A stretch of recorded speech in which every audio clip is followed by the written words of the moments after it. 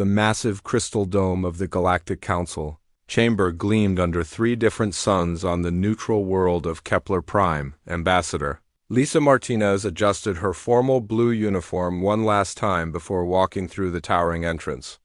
She had done this walk hundreds of times over the past 5 years, but today felt different. Today, humanity was making its final plea for fair treatment in a galaxy that seemed determined to keep them as second-class citizens. The chamber buzzed with alien voices, speaking in dozens of languages. Lisa recognized most of the sounds by now. The clicking speech of the insectoid krillax, the melodic tones of the aquatic Dillians, and the harsh guttural words of the reptilian Xanthari Empire. At the center of it all sat the council ring, a circular arrangement of seats where representatives from 47 different species made decisions that affected trillions of lives across the galaxy. Lisa took her assigned seat in the outer ring, the section reserved for what the elder species called junior members. It was a polite way of saying humanity did not matter much. Despite being one of the fastest-growing civilizations in the galaxy, despite their technological innovations that had improved life for countless species, humans were still treated like children asking for permission to sit at the adult table. The session began with the usual ceremony. High Chancellor Wexler of the Vorthek Collective raised his 4 arms and the chamber fell silent. The Vorthek were one of the oldest species in the Council, having achieved spaceflight when humans were still living in caves.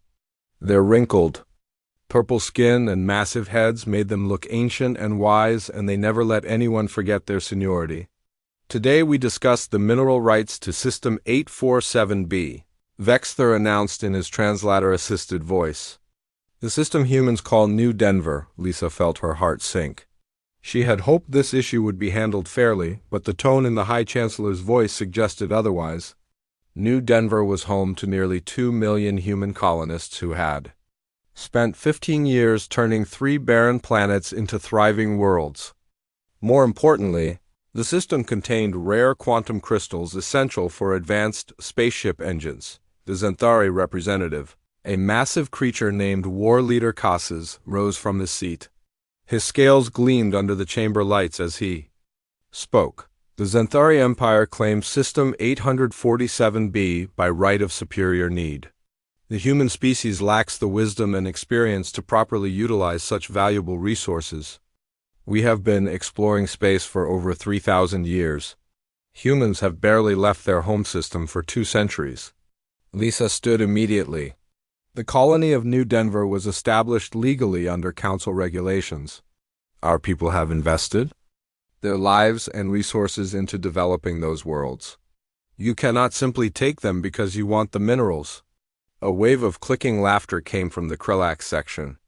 Ambassador Ziktar, whose compound eyes never seemed to focus on anything, made a sound that the translator interpreted as amusement. The young species speaks of legal rights as if they understand such complex matters. Perhaps in a few centuries, when humanity has matured, they will see the wisdom of yielding to their betters.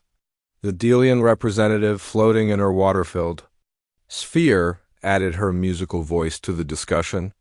The Xanthari proposal has merit. Resources should flow to those who can use them most effectively.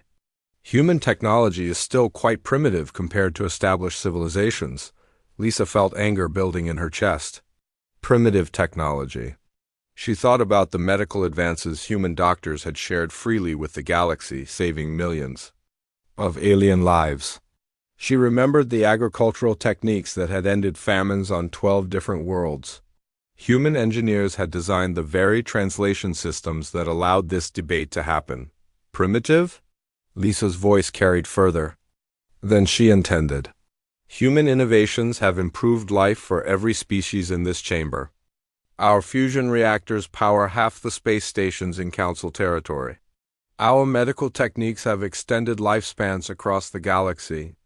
Our agricultural methods feed billions of people on worlds that were once considered uninhabitable. War Leader. Casas made a dismissive gesture with his clawed hand. Clever tricks from a young species trying to buy acceptance. The Xanthari Empire conquered 17 systems while humans were still discovering fire. We understand the responsibilities that come with controlling valuable resources. You understand conquest, Lisa shot back. There is a difference between earning something and taking it by force. The chamber erupted in voices. Some species seemed to support the Xanthari claim, others appeared neutral, and a few of the younger civilizations looked sympathetic to humanity's position. But Lisa could see the way the votes would go. The elder species had already decided among themselves. Hi. Chancellor Vexter raised his arms again for silence. The matter is clear. The Xanthari Empire has demonstrated superior capability in resource management over millennia. Their claim to System 847B is approved by Council mandate. The human colony will be compensated fairly for their improvements. To the planets. Lisa stood again, her voice steady despite the rage burning inside her. Compensated fairly? What do you consider fair compensation for 15 years of human lives? For the homes our people built? For the communities they created? The Council offers standard relocation credits, Vexler replied without emotion. Enough to establish a new colony in an unclaimed system. This is generous treatment for such a young species. The laughter that followed came from multiple directions. Not cruel laughter, but the kind adults use when children say something amusing. It was that sound, more than the loss of New Denver, that broke something fundamental inside. Lisa Martinez, she looked around the chamber at creatures who had dismissed humanity's contributions, who saw humans as convenient servants rather than equals who would take their homes and call it justice. The Xanthari war leader was already discussing mining operations with his advisors. The Vorthic Chancellor had moved on to the next agenda item. To them, this was just another day of business as usual. Lisa activated her personal communicator, sending a coded message to Earth Command that she had hoped she would never need to send. The message was simple and direct. Protocol 7 confirmed. Recommend immediate implementation. She gathered her materials and walked toward the chamber exit. Behind her, she could hear Vexler calling for order, asking where the human representative was going. Lisa did not turn around. She had spent 5 years trying to earn respect through diplomacy and compromise. She had believed that patience and goodwill would eventually win humanity a proper place in galactic civilization. Walking through the crystal corridors of the Council building, Lisa felt strangely calm. Protocol 7 was something Earth's leaders had developed years ago but hoped to never use. It was the plan for what humanity would do if diplomatic solutions proved impossible. As she reached her shuttle, Lisa took one last look at the gleaming towers of Kepler Prime. The galaxy was about to learn what happened when the most adaptable species in the Council decided to stop asking for permission. Admiral Helen Brooks stood in the command center of Terra Station, watching dozens of screens that showed human ships across the galaxy. Each green dot represented a diplomatic vessel, trade ship, or civilian transport somewhere in Council space. In exactly 6 hours, every single one of those dots would begin moving toward the nearest human territory. The message from Ambassador Martinez had reached Earth Command 12 hours ago. Protocol 7 was now active, and Helen had the responsibility of coordinating the largest withdrawal in galactic history. She had spent 3 years planning for this moment, hoping it would never come, but knowing that humanity needed to be ready. Status report from Sector 7, called Lieutenant Commander Kate Davis from her station. All diplomatic staff have been evacuated from the Krillax homeworld. The transport ships are already en route to the Sol system. Helen nodded and moved to the next display. The Delian trade hub at Aquarius Prime showed human cargo vessels loading their final shipments. Captain Jake Morrison's ship, the UES Defender, was providing escort for the civilian evacuation. Jake had volunteered for the most dangerous part of the operation, staying behind to make sure every human citizen made it out safely. Admiral, we're getting confused messages from several Council species, reported Communications Officer Ben Taylor. They want to know why our people are leaving so suddenly. The Vorthic Chancellor is demanding an explanation. Helen almost smiled. After decades of treating humans like junior partners, the alien species were surprised that humanity would actually leave. They probably expected angry protests or desperate negotiations. Instead, they were getting something they had never seen from humans before: complete silence. No responses to any communications from council members, Helen ordered.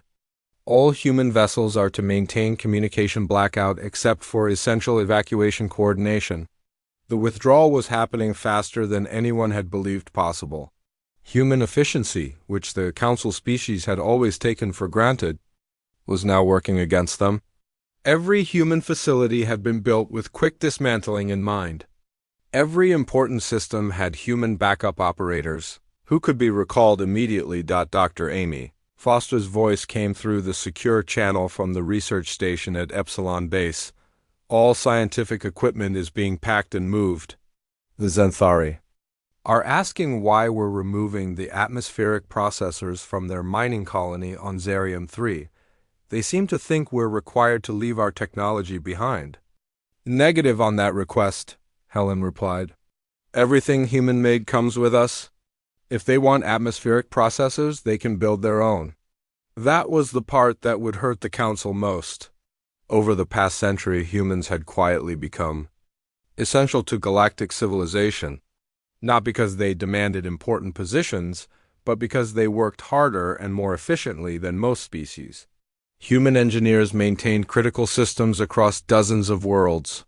Human doctors staffed medical facilities that served millions of aliens.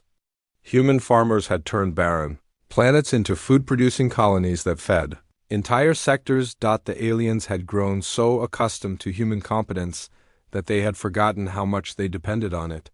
They were about to get a very expensive education. Message from Colonel Ryan Parker at Border Station Alpha, announced Lieutenant Sarah Kim. Old defensive grids are being switched to autonomous mode. He reports that several council ships are approaching human space, probably trying to figure out what's happening. Helen walked over to the tactical display. The border between human space and council territory was clearly marked, and she could see the approaching ships. They were probably diplomatic vessels carrying confused ambassadors who wanted to negotiate. They would find empty stations and automated messages directing them to stay outside human territory. Tell Colonel Parker to activate the communication barriers. No signals in or out except for our own encrypted channels. The communication barriers were another system that most aliens had never heard of. Humans had learned to be very good at electronic warfare, partly because they were newer to galactic technology and had to find creative ways to compete with older civilizations. Now those skills were being used to create an information wall around human space. Captain Morrison's voice came through from the Delian hub. Admiral, we have a problem. The Delians are trying to prevent our cargo ships from leaving. They're claiming we have contractual obligations to complete current shipping runs. Helen had expected this. The moment council species realized what was happening, they would try to force humans to stay. Captain Morrison, you are authorized to use any necessary force to protect human civilians and property. The contracts they're referring to were voided the moment the council seized New Denver. Understood, Admiral. The Delians won't like it, but their water-filled fighters aren't much of a threat to our defensive systems. That was another surprise waiting for the council. Human military technology was not as primitive as they believed. Humans had spent decades studying alien weaknesses while pretending to be less capable than they actually were. It was a survival strategy learned from being the youngest species in a galaxy full of predators. The evacuation continued through the night. Reports came in from every human outpost, colony, and facility across council space. The archaeological team studying ruins on the Krillax border worlds had packed up and left, taking all their research with them. The medical teams that had been fighting a plague on 3 different planets had withdrawn, leaving behind only basic treatment protocols. The engineering crews maintaining the massive space elevator on Vorthak Prime had simply vanished, along with all the maintenance equipment. By the second day, the aliens were starting to panic. The Zenthari Empire sent 3 warships to the New Denver system, expecting to take control of a functioning human colony. Instead, they found empty cities and disabled infrastructure. The humans had taken everything portable and sabotaged everything. They could not move. Admiral, I'm getting reports that several council species are having system failures, reported Communications Officer Taylor. Life support problems on Krillax stations, power grid issues on Vorthek worlds, communication, breakdowns in the Delian territories. They're asking for human technical support. Helen looked at the main display, which now showed human space as a dark zone surrounded by increasingly desperate alien civilizations. No technical support. No spare parts, no consultation services. They wanted to treat us like children, so now they can solve their own problems.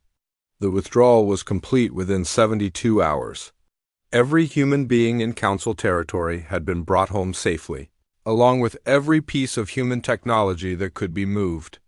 What remained was a galaxy that was about to discover how much they had been depending on the species they had just dismissed as too young and primitive to matter. Helen Brooks stood in her command center, watching the first reports of system failures begin to multiply across alien space. The real test was just beginning. 6 months had passed since humanity disappeared from Council space, and Dr. Amy Foster was enjoying her new assignment more than she had expected. Working from a hidden research station deep in human territory, she coordinated operations that would have been called acts of war if anyone could prove humans were responsible. But that was the beauty of the plan. Everything looked like accidents or natural failures. Amy pulled up the latest reports from her team of specialists scattered across dozens of systems. The Xanthari Empire was having a particularly bad week. 3 of their mining operations had suffered catastrophic equipment failures, and their new colony ships kept experiencing navigation problems that sent them into empty space instead of their intended destinations. How are we doing with the Vorthak power grids? Amy asked her assistant, Lieutenant Mark Johnson, who was monitoring communications intercepts from Council space. Their primary energy distribution system failed again yesterday, Mark replied with a slight grin. They're blaming it on solar flares, but we both know those backup processors were designed with some interesting vulnerabilities. They should have read the maintenance manuals more carefully. Amy nodded. That was the problem with accepting technology from a species you considered inferior. The Vorthak had been happy to let human engineers design and install their power systems, never bothering to learn how they actually worked. Now those same systems were developing problems that only human technicians knew how to fix. The door to the research center opened, and Commander Scott Williams walked in carrying a data pad full of mission reports. Scott led the covert operations team, the people responsible for making Council life increasingly difficult without leaving any evidence of human involvement. The Delian trade route through the spiral arm is completely shut down, Scott reported. Their navigation buoys started broadcasting wrong coordinates last week. Half their cargo fleet is lost somewhere in unexplored space, and the other half is too scared to leave port. Any chance they'll figure out what's really happening? Amy asked. Scott shook his head. The buoys were built by human contractors 5 years ago, but the failure looks like normal equipment breakdown. The Delians are convinced it's just bad luck. They're actually asking other Council species if they can borrow replacement navigation equipment. That was another beautiful part of the plan. Humans had spent decades quietly building or improving infrastructure across Council space. Always helpful, always efficient, always making sure their alien clients got exactly what they needed. What those clients had not realized was that human-built systems often have features that only humans knew about. Amy switched her display to show the Krillax territories. The insectoid species was facing a different kind of problem. Their communication networks kept experiencing strange interference that scrambled messages and caused widespread confusion. Military orders were being garbled. Trade negotiations were falling apart because of miscommunication, and their hive-based society was struggling to coordinate activities across multiple worlds. The Krillax situation is getting worse, observed Lieutenant Johnson. They're starting to suspect sabotage, but they can't figure out who would be capable of infiltrating their quantum communication arrays. Amy smiled. The Krillaks had always been proud of their advanced communication technology, but they had hired human technicians to install compatibility interfaces with other council species. Those interfaces included some very subtle modifications that could be activated remotely. The beauty was that the interference patterns looked exactly like the kind of problems you would expect from aging equipment in high radiation environments. The next report came from the Outer Rim, where several minor council species were discovering that their defensive systems were not working as advertised.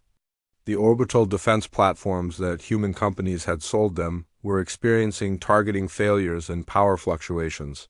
Pirates and raiders were starting to take advantage of the situation, making space travel dangerous in regions that had been peaceful for decades. How many species are directly affected so far? Amy asked. Mark consulted his datapad. 14 major council members and 23 minor ones. The economic damage is starting to cascade. Trade routes are shutting down, colonies are being abandoned, and several species are pulling their fleets back to defend their home systems. The cascading failures were exactly what Amy's team had predicted. Galactic civilization was more fragile than most people realize. It depended on countless interconnected systems working perfectly together. Remove the people who maintained those systems, add a few carefully timed equipment failures, and the whole structure started to collapse. Commander Williams brought up another display showing military movements across council space. The really interesting development is that the Zenthari and Vorthek are starting to blame each other for their problems. The Zenthari think the Vorthek are sabotaging their operations to prevent competition. The Vorthek think the Zenthari are using some kind of secret weapon to disrupt their infrastructure. Amy leaned back in her chair. This was better than she had hoped. Not only were the council species struggling with technical problems, but they were also starting to suspect each other. Centuries of cooperation were breaking down as each species looked for someone to blame for their mounting difficulties. What? About the species that treated us better? She asked. Amy had insisted that their operations should focus on the aliens who had been most dismissive of humanity. The few council members who had shown respect for human contributions deserved different treatment. The Nexari Federation and the Healer Collective are experiencing minimal problems, Scott reported. A few minor inconveniences, but nothing that threatens their basic infrastructure. The Nexari ambassador actually defended humanity during the New Denver debate, so we're leaving their systems alone entirely. That was important. Amy did not want this to be simple revenge. The goal was to teach the galaxy a lesson about respecting their partners, not to destroy everyone equally. Species that had treated humans fairly would discover that their human-built systems continued working perfectly. The ones that had dismissed humanity as primitive children would learn the true cost of their arrogance. The latest intelligence reports showed that several council species were trying to contact Earth directly, hoping to negotiate for technical support. Their messages were being politely ignored, but Amy could see the desperation growing in their communications. Systems that had worked flawlessly for decades were failing faster than they could be repaired, and no one understood why. War leader Casas of the Zenthari Empire had sent increasingly frantic requests for human assistance with their mining operations. The equipment failures were costing them millions of credits per day, and their efforts to reverse-engineer human technology were proving hopeless. They had the tools but not the knowledge to make them work properly. Amy pulled up the final report of the day. The Galactic Council itself was experiencing problems. The Great Chamber on Kepler Prime, with its advanced translation systems and holographic displays, was suffering from intermittent failures that made conducting business almost impossible. Council sessions were being delayed or canceled because representatives could not understand each other properly. She closed the reports and looked out at the stars visible through the station's observation deck. Somewhere out there, the most powerful civilizations in the galaxy were discovering what happened when they pushed away the people who made their comfortable lives possible. The lesson was expensive, but Amy hoped it would be permanent. General Chris Baker stood before the massive holographic display in the Strategic Command Center. watching the galaxy tear itself apart. 2 years had passed since humanity's withdrawal, and the situation in Council space had deteriorated beyond his most optimistic predictions. What had started as infrastructure failures and communication problems had exploded into open warfare between species that had been allies for centuries. The display showed real-time intelligence gathered from monitoring stations hidden throughout the galaxy. Red zones indicated active military conflicts. Orange areas marked regions of civil unrest, and the few remaining blue spots represented territories still under stable government control. There was very little blue left on the map. Lieutenant Commander Katie Reed approached with the daily intelligence briefing. As head of human intelligence operations, she had been tracking the collapse of galactic civilization from the beginning. Her reports made for fascinating reading if you could ignore the massive loss of life they represented. The Xanthari Vorthek conflict has expanded again, Katie reported, pointing to a cluster of red zones near the galaxy's center. The Xanthari launched a surprise attack on 3 Vorthek colonies yesterday, claiming they were retaliating for sabotage of their mining operations. The Vorthak responded by destroying a Xanthari battle fleet near the Nexus Point. Chris studied the tactical display. The Xanthari Empire and Vorthak Collective had been suspicious allies before humanity's departure, but their mutual problems had quickly turned suspicion into open hostility. Each species was convinced the other was responsible for their mounting difficulties, and both were too proud to admit they might be wrong. "What's the current casualty count?" Chris asked, though he was not sure he wanted to know the answer. "Over 200 million dead across both sides," Katie replied grimly. "The war is spreading faster than either government can control. Minor species are being forced to choose sides, and most of them are choosing badly." The Krillax joined the Xanthari Alliance last week, and the Delians are supporting the Vorthak. Chris shook his head.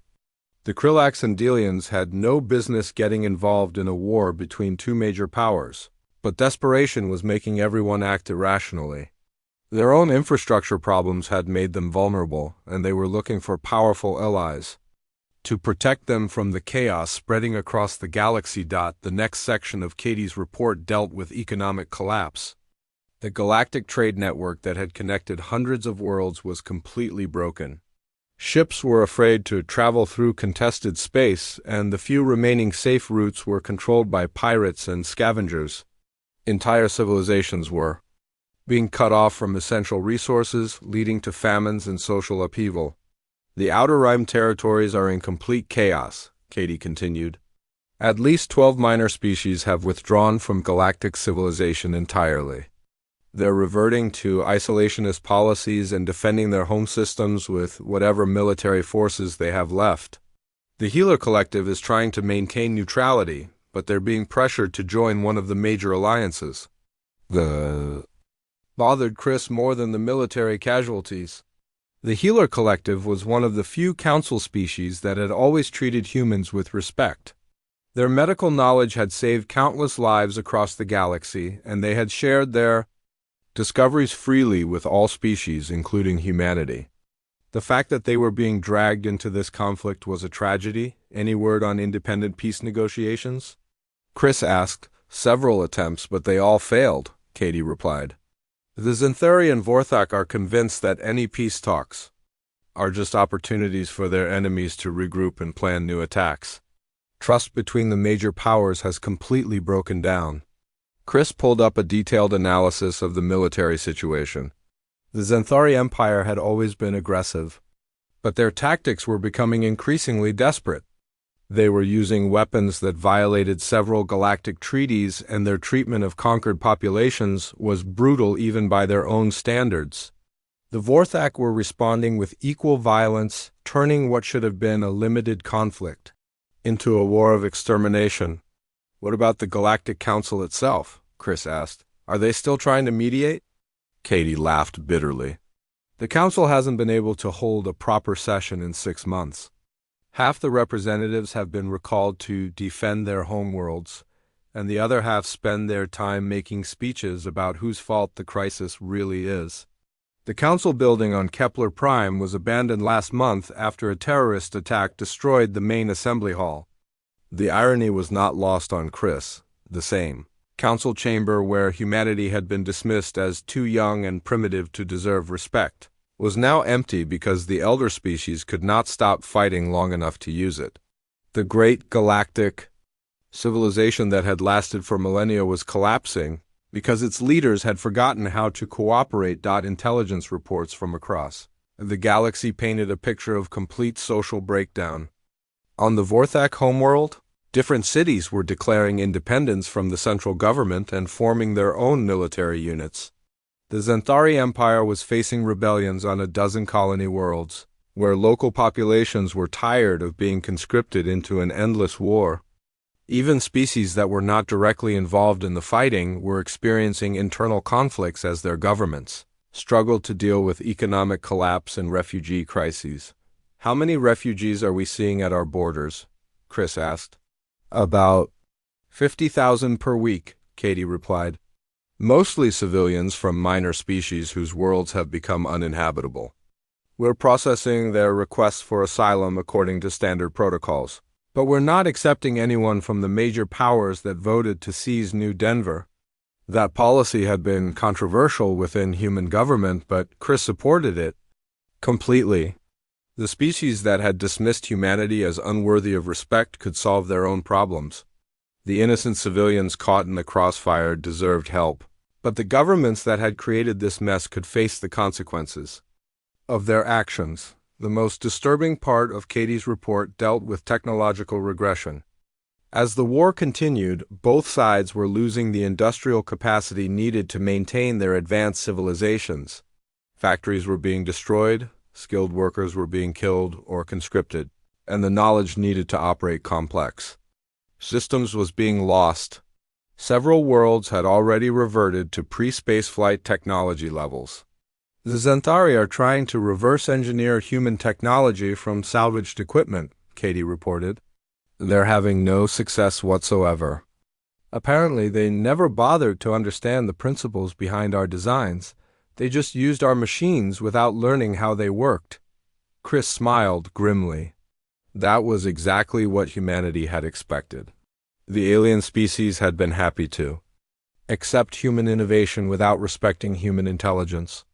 Now they were discovering that using advanced technology and understanding it were two very different things.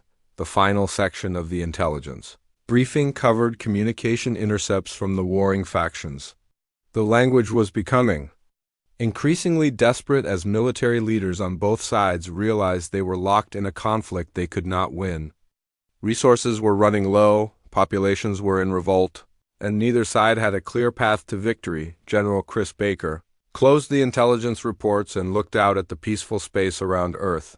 Humanity had found a solution to galactic politics that no one had expected. They had simply walked away and let their former oppressors destroy themselves. Ambassador Lisa Martinez stood in her office overlooking the rebuilt diplomatic complex on Earth, reading the most unusual message she had received in her 30-year career. The communication had come through channels that had been silent for 3 years, transmitted by a coalition of species she barely recognized.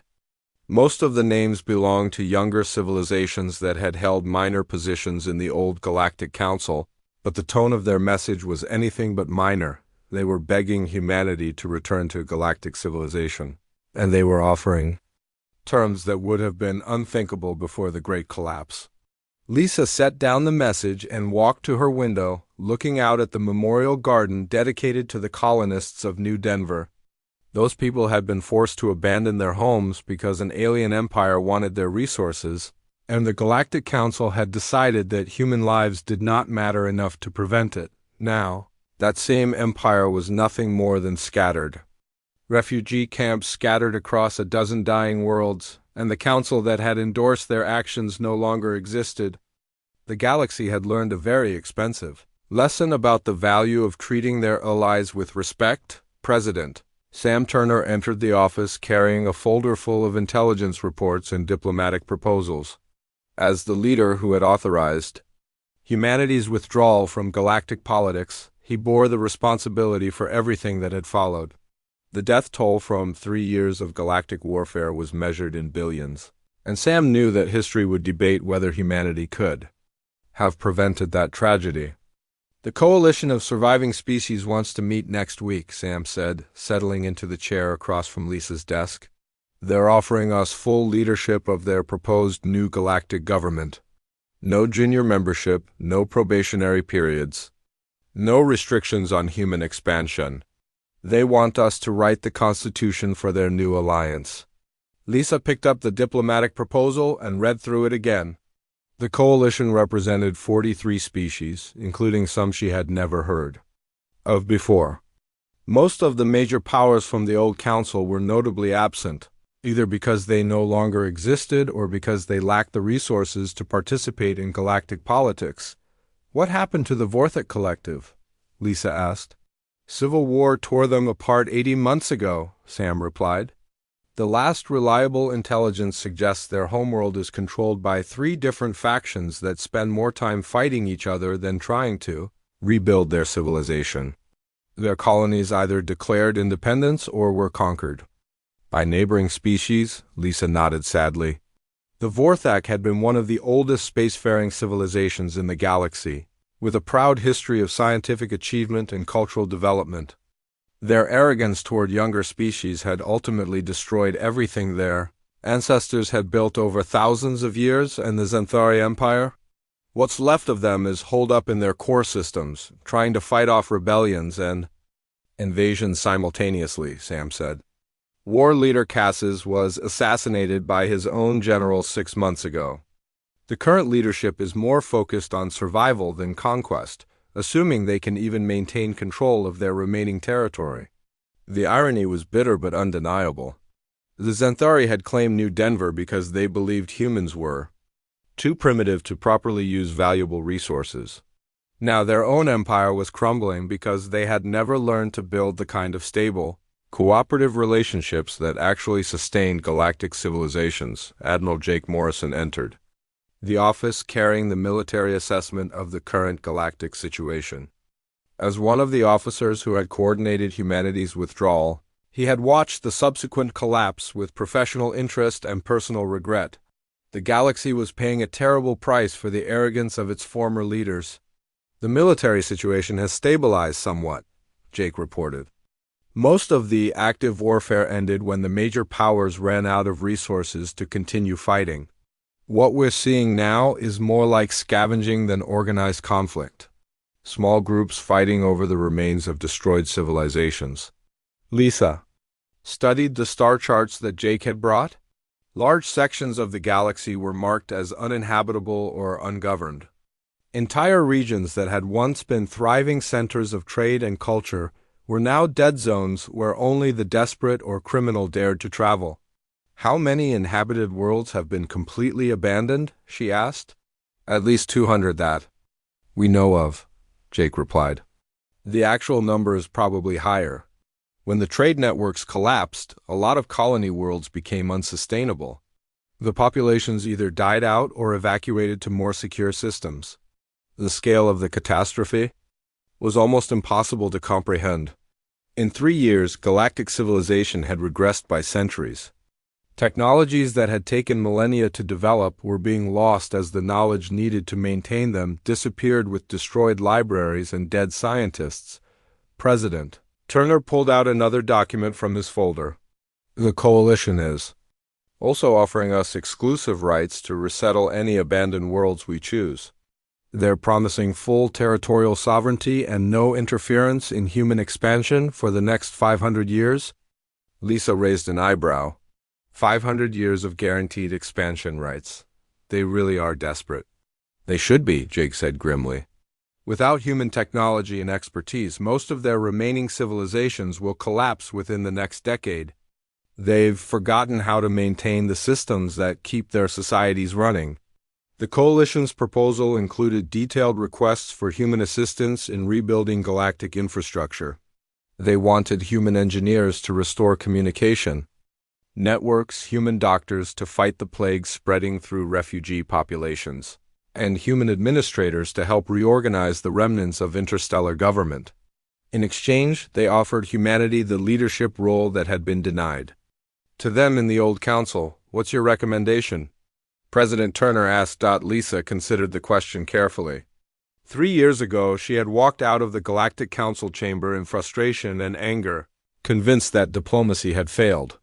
The subsequent events had proven that humanity possessed more influence than anyone had realized, but that influence had come at a terrible cost in alien lives.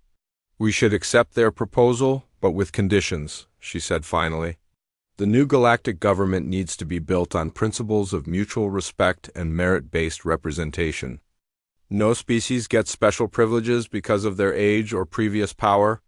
Everyone earns their voice through contribution to the common good. President Turner nodded. And the species that supported taking New Denver, the ones that still exist, can apply for membership like everyone else, Lisa replied. But they start at the bottom and work their way up. No special consideration for former enemies, Jake smiled. I think the Healer Collective and the Nexari Federation will be pleased. They're both requesting immediate alliance agreements with humanity. Apparently they remember which species treated us fairly. Lisa walked back to her window and looked out at the memorial garden. The colonists of New Denver had been forced from their homes because the galaxy's leaders believed humans did not deserve respect. Now those same leaders were gone, and humanity was being asked to rebuild galactic civilization from the ground up. The new alliance would be different. It would be based on the idea that every species had something valuable to contribute, regardless of how long they had been traveling between the stars. Young civilizations would have the same voice as ancient ones, and decisions would be made based on logic and fairness rather than tradition and prejudice. Ambassador Lisa Martinez picked up her pen and began drafting humanity's response to the coalition's proposal. The galaxy was ready to learn a new way of doing business, and humans would be their teachers.